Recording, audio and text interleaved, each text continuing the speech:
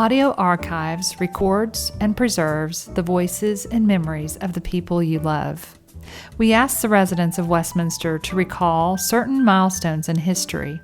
Here's what they remember.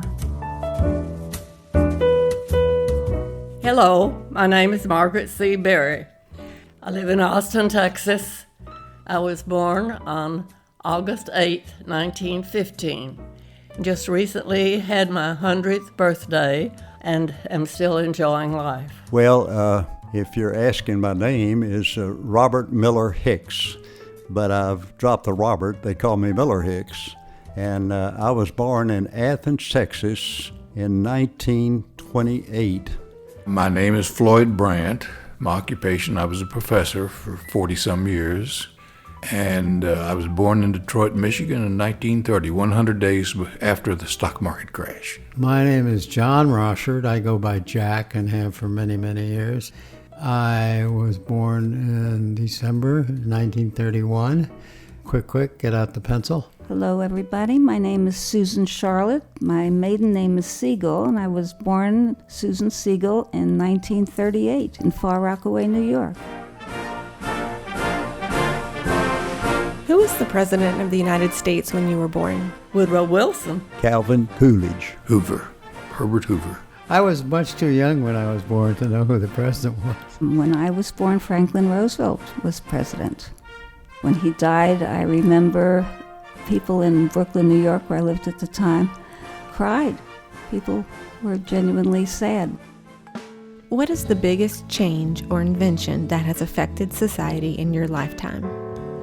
I think perhaps the automobile changed life for all of us. Certainly on campus, it changed the way the students dated. Well, I'd have to say marriage comes in there pretty fast. My name is Paul Lehman. I was born in 1931. I think the greatest change has been the internet and all of the technological innovations that have come along with it. And I'm Ruth Lehman. My first name is Virginia, but I go by my middle name. One of the big things that made a difference where I was in a small town in southern Ohio was the vaccines for polio. I'm Jan Roberts. I think the biggest change came with things like the invention of the microwave. I'm Maurice Macashan Adams. I was born in Houston, Texas, October 8, 1938, as a sixth-generation Houstonian. I would definitely have to say the computer at this time, but before the computer, there was the jet airplanes. My name is Barbara Elliott Adams. I was born at Fort Sam Houston, San Antonio, Texas, in 1940. The biggest change, television. I was 8 years old when we got our first television. Who was your favorite celebrity or someone you really admired? Probably one of the popes, because I was raised a Roman Catholic. Pope Pius. Abraham Lincoln. Neil Armstrong. Frank Lloyd Wright. Martin Luther King. Billy Graham. Well, of course, President Reagan. I admired Dr. Harry Ransom. I think the celebrity that I particularly admire is the singer Dietrich Fischer-Dieskau. I think he was the greatest musician of my generation. I would name someone who was a very simple guy, but he made all the difference in the world to my life, and that was my band director, William Fingerhut, who gave me the opportunity to be a musician. Did your family have a car when you were little? Yes, we had a T-model Ford. They were of course, just coming in. My grandparents had a Studebaker, and I remember riding in it on the little jump seats in the back of the car. Where were you when Pearl Harbor was bombed, and what do you remember about that day? Well, I was 11, I guess, out in the sandlot field with using tin cans for bases. A bunch of us were playing baseball. One of the parents drove up and said, "Pearl Harbor's just been bombed." And we didn't know what that meant really. But everybody was so startled. I remember getting on a bicycle and bicycling home as fast as I could at that point. It was a horrible shock to all of us. I was going to a little country school that had 2 grades in each room, and the following school day, the superintendent brought his personal radio so that we could hear Roosevelt's announcement that we were at war. I was in Temple High School right up the road from here, and we were at a 2-story house, and my dad yelled up and said, "Come down, son, I want you to hear this." So I went down and we were listening to the radio, and they were talking about Pearl Harbor. Now, I'm a lone child, and both my mother and father were there, and they talked about the bombing. And when they got through that newscast, my dad turned around to me and he said, "All right, son, you're going to go into the service." And he said, "The only thing you have to do is select which branch of the service you're going to go in." And my mother said, "That's right, and we're going to miss you." Prices began to go up. Bread that had been a nickel a loaf, and then soon after that, we began to experience shortages of sugar so that Mother couldn't can, and shortages of meat so that we began raising chickens. Do you remember any of Winston Churchill's famous speeches, and which one was your favorite? The one in Missouri, the Iron Curtain. I remember Winston Churchill as a very great orator. We will fight them on the beaches. We will fight them on the fields. We shall fight on the landing strips. This will be our finest hour. Never has so many owed so much to so few. I adore his sharp retorts.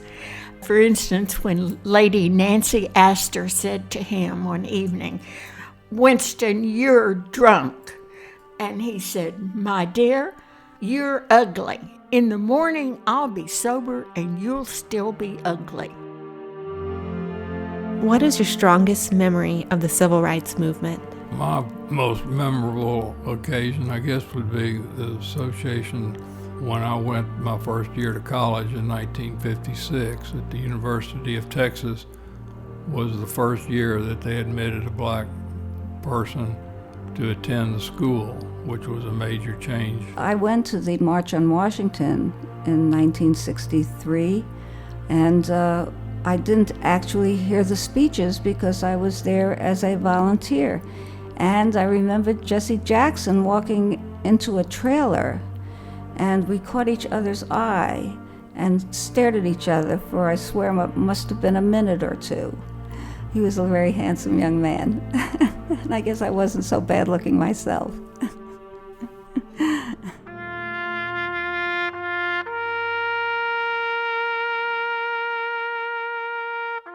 Where were you when John F. Kennedy was assassinated? I was in bed having had my first child, and the television was on in the bedroom, and I heard the news then, and it was just so sad. I just arrived that summer here at the university to teach at 63, and in November he was coming here to Austin for parade, and I had a big banquet, and we were getting kids dressed to go down to the parade. And as we were getting dressed, word came over the radio, I guess we were listening to. So we didn't go, and I remember I went straight from there that afternoon, went into my study and wrote a poem about it. And then I wrote another poem on the 50th anniversary, and in between I filled it up a book of poetry.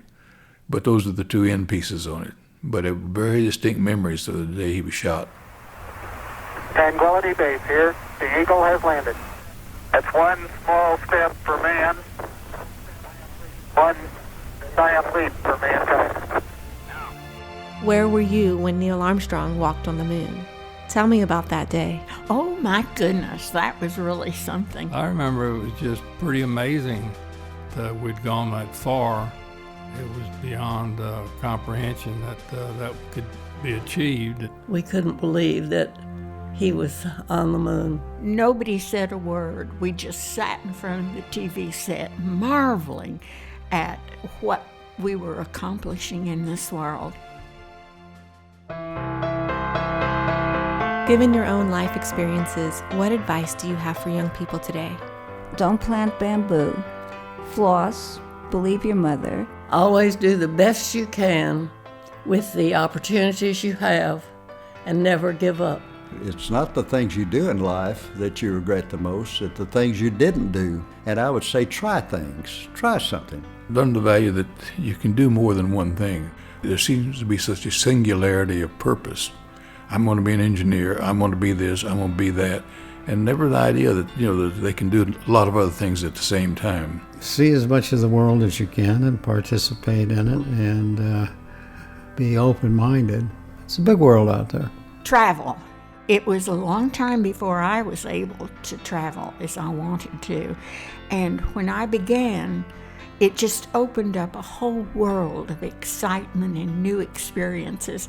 And I think every young person should just pack that suitcase and go. Tell them not to use drugs.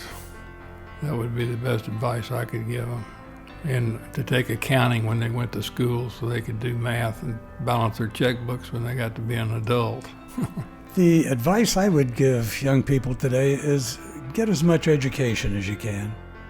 Don't quit until you've gone as far as you want to go, as far as you can go, because that's the key to living a successful life, I think. Have a broad background to include the arts and music.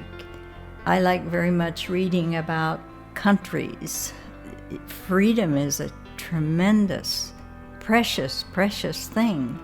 And you have to realize that those things are important as well as material goods. I would say not to follow the culture, but to set your heart on something or someone bigger. Get some kind of a spiritual dimension. Thinking about the ultimate questions about your existence and why you're here, the sort of things that have been bothering people since the very beginning and should continue to bother them, because every time there's an attempt to answer these kind of things, there's some improvement in understanding of it. Not that there'll ever be an answer.